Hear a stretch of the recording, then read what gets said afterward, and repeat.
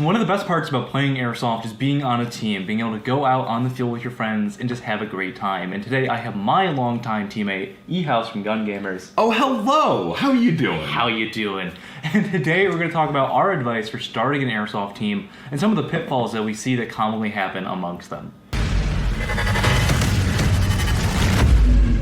When it comes to starting an Airsoft team, one of the biggest pieces of advice that I can give, if we're just going right into it, is find people with a like-minded culture. One of the things that a lot of people trip up on is, regardless of the type of team they're building, and we're going to talk about a few different types of teams, is a lot of people try to make certain things work and fit when, really, first and foremost, you need to prioritize the social dynamic, because Airsoft is, I would consider, a hobby rather than a sport. And ultimately, all of these types of Airsoft team are going to be a social group going to participate in a hobby. So you need to have that as your number one priority, my opinion. Yeah, I feel like that's one of those things that people don't consider, is that Airsoft is very social. I mean, obviously we're playing the game, but you're playing it alongside people, you're working with people, and if you're going to build a team of people, you're going to want it to be with people that are like-minded, and you want to be able to play with the type of people that you'd want to go and have a beer with after the game.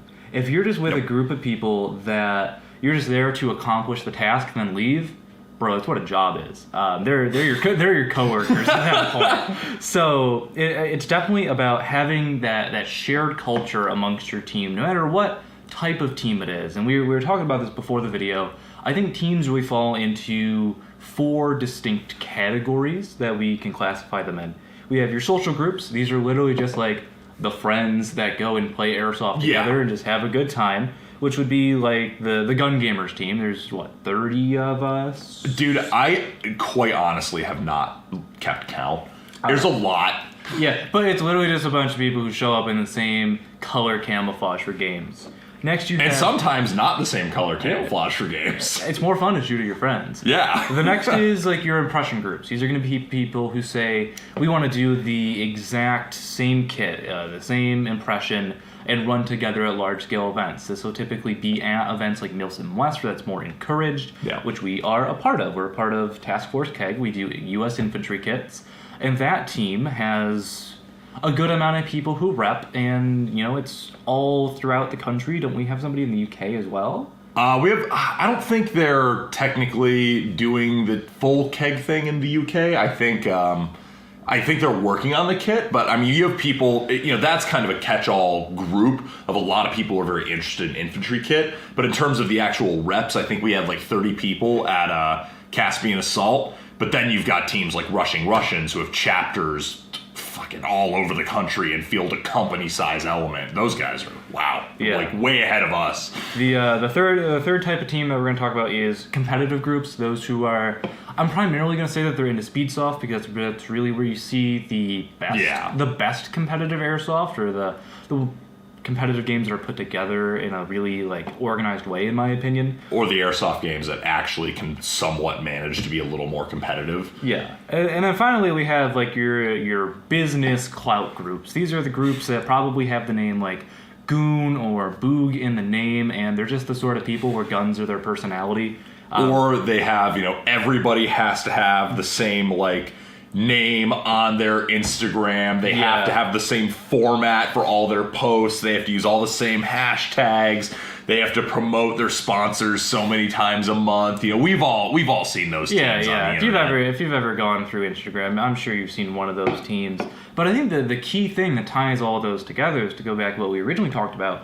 They all have a culture built around them, whether it's competitive, even if it's not the culture that we particularly like with RR or KEG, these are our national teams, but they have that culture that brings them together. And even though we bring in a ton, 30 plus people who all come from different walks of life, we have that shared culture. We have our inside jokes, carrying the boats. Yeah. We have all that stuff. And you have your expectations of how people are going to behave. You have the standards. We have the field manual for how people are going to build their kits and how people are going to try to play the game. We have our ruck standards that we try to encourage people to meet. And that's a big part of our culture. Yeah, having fitness within that culture is really cool as somebody who needs to get in shape.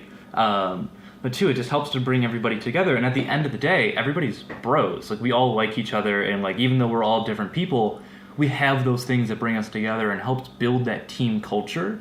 I think that's where some people just kind of get lost, and that's where teams really start to fall apart, in my opinion. This is definitely going to be one of those videos where our advice is not to do things more so than to actually go through and give actual advice on how to start a team. Because realistically, how do you start an Airsoft team? You find people that you think are cool and you play Airsoft with them. It's that simple. Where people start to fall apart and teams start to break up is when you start to care about the stuff that doesn't matter in the grand scheme of things. Like, oh my god, like, we all need to agree on a team name or a team patch, or we all need to have the same uniform outside of an impression. Like, I feel like that's where a lot of teams fail, though. Well, a lot of teams like start really focusing on minutia and kind of get caught in the weeds on stuff. And it's especially, I noticed this with, not to sound like an elitist, but I noticed this with more casual teams. More casual teams start treating it like an impression group when it's not. I noticed this with a lot of teams at local fields that have come and gone, is people start treating this team like a business, like it's going to be this big, huge thing. But like, dude, you only ever go to games within 2 hours of you. None of you are making money at this. Your sponsorship is like a 10% off discount at some random store. Like, it's not that serious. It's not that big a deal. But people then get caught in the weeds on that type of stuff, really start to get, kind of too aggro about it, and a little bit, I want to say kind of self-centered, because then they start, putting themselves ahead of the group, or maybe they think everyone else in the group isn't putting the work in for the group, and it gets it builds a lot of friction with people trying to treat the team like a business, when ultimately, like, there's no Airsoft teams that make money at this unless you're SYG and you literally own a company that sells equipment. Yeah, I mean, if you're the small-time Airsoft company that has like figured out how to like make it a living, please drop me an email. I'd like to figure that out. But I think like the interesting thing about that is getting lost in the things that don't matter. And we've talked a lot about culture. Is developing a toxic culture is one of those things that really kill a lot of these small teams. Because something that I've noticed during my time in Airsoft, playing in various communities, is that a lot of teams get this like, this town ain't big enough for the two of us mentality, and they hate other teams with a passion for no good reason. Like, you should be encouraged to work with other organized groups around you, not only so you can make more friends, but to help foster the community as a whole. When you're focused on like, well, we have 5 more likes on Facebook than their team, we're winning, Eric. We are winning. That's what like destroys these teams and like ruins like potentially really cool friendships that you could have. Well, because people get obsessed with clout. And like, I've always thought this was kind of a cringy thing about Airsoft, is that people think that there's such a thing as Airsoft clout. I'm gonna be real with you, there's not. As someone who's existed in this game in various capacities and various levels for like 15 years, there is no such thing as Airsoft clout. Like, you are not an influencer, you are not a big deal. Unless you make a living making Airsoft videos, you are nobody. And like, even then, most of those people making a living making Airsoft videos are still like just one in a pool of content creators, because a lot of people who watch Airsoft videos don't play Airsoft. So within the broader Airsoft community, even that is just like, hey, can you turn this into a living? If so, yes, good for you. But there's no clout that comes with that. No, you're not like I don't want to like discourage people from creating content as two people who have been making videos for 5+ years. Yeah, no. Like, make the videos, but understand that you're doing it because it's fun, or you're doing it because you want to make it a living.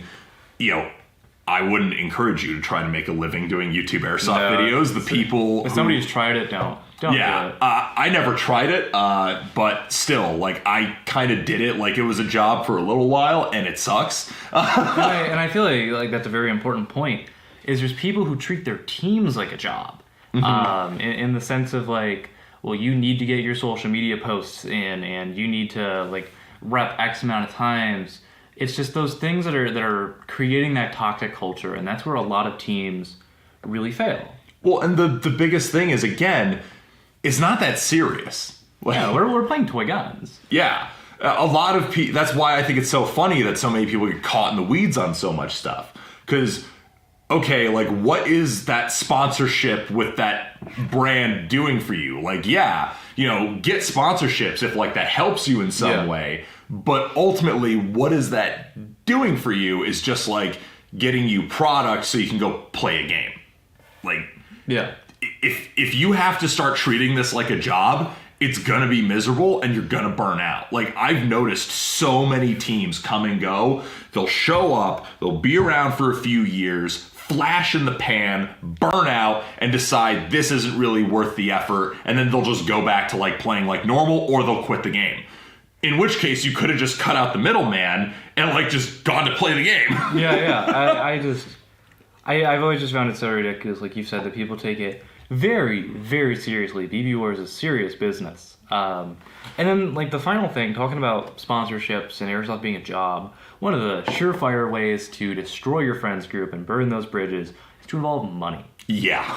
When you're starting to involve finances in it, and, like, who gets paid for what. Let's say you are, you know, online successful enough to get some brand deal from, you know, like, hey, please review our not ANSI safe eye goggles, which is the email that both of us get, like, every day. Or promote my sketchy, invasive editing software that totally isn't spyware. Yeah. One day we'll do the video where we go through my spam folder and look at all the sponsorship promotions I get offered. That should be our next collab, because I want to roast those emails.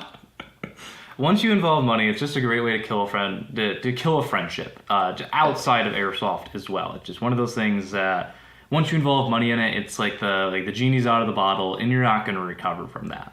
And I feel like for a group like Gun Gamers, where, you know, you guys do make ad revenue off of your channel, but what do you spend that ad revenue on? We spend that ad revenue on shit posts and beer. Literally, we distribute that ad revenue. Like, I think the last thing I spent ad revenue on was an RPD that we're just going to hand off to, like, everybody at events whenever we need a spare machine gun. Or we've spent ad revenue on bar trips a lot. We spent ad revenue on the back tap, which contains 3 gallons of pre-mixed margaritas. And, you know, when we get stuff sent to us for review, too, we kind of distribute that and treat it like team items. Then, like, whoever needs it, we'll just give it to them. That's where you have to have that mentality of, like, it's not all for you. Like, I know that a lot of people think, oh, my God, is Gun Gamers just like these few guys who show up on camera? But it's not. So that's why we do our best to be like, okay, well, who needs this thing? Like, for Task Force Keg, we have a loaner closet. People have given us stuff, like people who were in the military and had, like, leftover gear, will just give us boxes of shit. And we're like, what do we do with this? Okay, well, does anyone need this stuff in particular? And if no one needs that stuff in particular, we put it in a closet, and we've actually had people come rep Keg basically entirely fitted out with loaner kit. Oh, yeah, at Milson West a couple weeks ago, there was a couple of people who just didn't have the kit, but we had that capability to be like, here you go, come play Airsoft with us because it will be fun.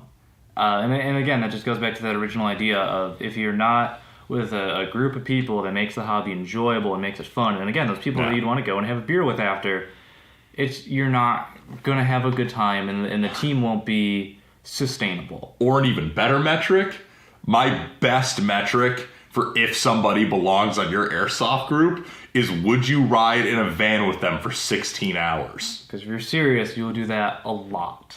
Yeah. If you would not ride in a van with somebody for 16 hours, then maybe you should reconsider if they should be part of your social group. The final thing that I want to talk about is something that I've noticed a lot. Like we talked about earlier about the teams getting, like, super competitive with one another and having, like, rivalries, which I can't believe is a thing. Is you should be able to explore other things out there. One of the big things that we're exploring right now from Milson West is, like, we all enjoy our infantry kits. We all have them built already. But a lot of us want to try going on the Russian side, going on the other team. And if you have a team that's like, no, you cannot play with other people, like, that's just your jealous girlfriend.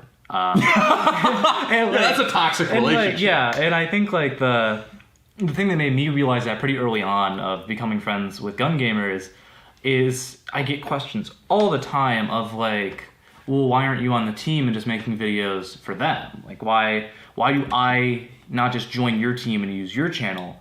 But that's one of those things I really like. It's like you want to build your channel. Yeah, and, like we make different content. I mean, we hit on a lot of the same points because we agree with each other. Yeah. But the way that we go about it is different. And that's one of those things that I liked really early on, is that it wasn't about chasing the very little YouTube money that exists out there for airsofters. It wasn't about, like, we have to get our subs up by all coming together. I mean, there's even people on Gun Gamers who run different channels besides me. Yeah, I mean, there's people on Gun Gamers who do all their own shit. Yeah. Like, there's people on the Gun Gamers team who, only rep with us at, like, 1 or 2 events a year, but we hang out with them outside of Airsoft constantly. Yeah. Because Gun Gamers is predominantly tailored as a social group at this point, which is really what, I mean, hate to say it, it's kind of why the channel's been a little dead, because we've just been enjoying all that other stuff too much. How dare you have fun? Not allowed. Yeah. Yeah, but I mean, that's kind of where we're at. And, you talked about exploring other things within Airsoft, but there's also exploring other things outside of Airsoft. Last night, I mean, the reason Lane is here is that we were filming a short film with one of our friends who really wanted to do something and experiment with some production techniques, so we were filming a short film. Then, not a few weeks, God, I mean, this was like well over a month ago now, me and a bunch of the other guys climbed Mount Marcy, and a bunch of us are looking at doing a bunch more Adirondack peaks. We go out to bars together all the time. We hang out. We play video games. Like, it's that level where a lot of people, I feel like, have that, oh, well, this is my coworkers and my Airsoft group. Like, that's all that is. But, like, really why Gun Gamers has been around for so long at this point, I mean, because 6 years is a long time for, a lot of flash in the pan teams. And I anticipate it's going to be much longer because, Kyle, who's one of the founding members of Gun Gamers, has been my friend for 12, 13 years now at least. And we were on an Airsoft team 10 years ago called Lulsoft, as cringe as that is. Dude, late 2000s internet culture was a place. That dated you so bad. Oh my God, dude. If you know what we do it for Louise means, you spent too much time on the internet in the late 2000s. I'm sorry. So I guess that is our advice of what not to do if you want to start an Airsoft team. And what to do a little bit. Yeah, I feel like it really comes down to developing that culture. At the end of the day, it is a social group. And those people who focus on, like, we need to be the baddest toy gun enthusiasts out there and get all the clout and be a real goon squad. I feel those are the teams that just fade out or get into drama with other groups and it falls apart. And, like, I'm sorry, but Airsoft drama is lame. Yeah. So don't get into toy gun drama. But that is our advice for what to do and what not to do when trying to start an Airsoft team. At the end of the day, have fun. This is people take this hobby very seriously. And I love Airsoft. I've been playing for 12 years and I play now. super hard and put a lot of effort into playing hard, but, like, leave it all on the field. Yeah. I realize kind of how ridiculous all of this is. As somebody who spends a good amount of their life talking about toy guns on the internet. But before we get too off topic, that is going to be it for today's video. Thank you so much for watching. Like I said, if you want to start your own Airsoft team, find some dudes that you really like, have a good time with each other. That's all it really boils down to. It's not that hard. When you chase the other things is when problems emerge. Yeah. But if this was your first time here on the BB Warrior, I would love it if you joined our community by hitting that subscribe button down below to become part of my Airsoft team, because we're the better team, obviously. I'm going to hit the bell icon next to it as well, because YouTube never sends out subscription notifications anymore. And while you're on YouTube, you should also check out Eric's channel over at Gun Gamers. Oh, yes. Hello. I promise maybe I'll start uploading videos at some point.